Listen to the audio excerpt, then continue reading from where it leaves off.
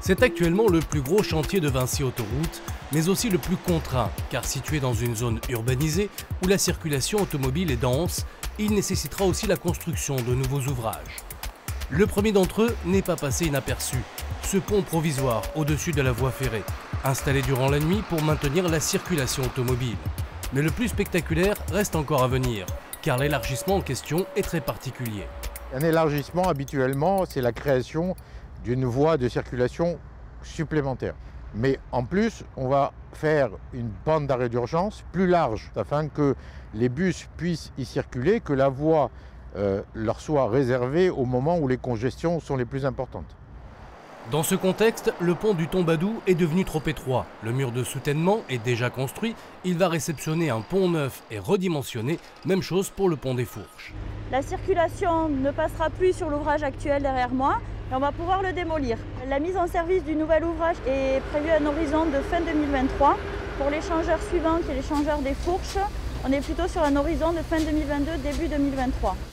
Ces démolitions se dérouleront la nuit. Mais de nuit comme de jour, bruit, poussière, certains riverains souffrent. Ils n'ont pas souhaité témoigner, laissant le soin au président du CIL de s'exprimer. C'est pratiquement invivable. Donc ils sont dans un état d'esprit dégradé, honnêtement dégradé. Il aurait été judicieux d'avoir une aide psychologique pour aider les personnes à surmonter tout ce qu'ils sont en train de vivre. Pas de psychologue, mais pour l'instant, des bâches provisoires. Nous avons donc mis en place des bâches qui seront donc remplacées dans le courant de l'année 2022 par la construction d'un écran acoustique. Et ceci est complété bien évidemment par le programme d'isolation de façade. Daniel habite dans cette résidence depuis 20 ans. Sa chambre donne sur l'autoroute. Elle fait partie des 3300 logements éligibles au dispositif, un double vitrage intégralement pris en charge par Vinci.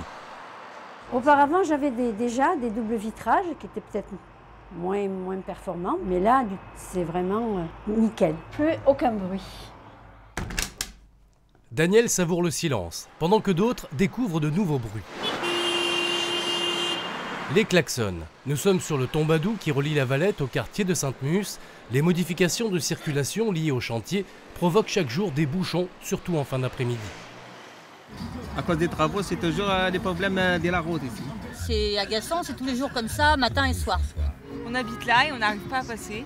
Entre les klaxons et les accidents, parce qu'on voit du balcon, il y a plein d'accidents, c'est horrible. La circulation automobile, vous voyez ce que ça donne. Vous gardez le sourire quand même, vous êtes pas... Oh oui, bah moi je suis philosophe, hein. De toute façon, il faut faire avec. Hein. Alors question, la patience des automobilistes et des riverains sera-t-elle récompensée? Autrement dit, l'élargissement permettra-t-il de fluidifier la circulation? Oui, on circulera certainement mieux avec une 2 fois 3 voies qui nous reliera à l'autoroute. Attendons 2025 et puis si 2 fois 3 voies n'amènent pas une amélioration, il faudra se poser des questions.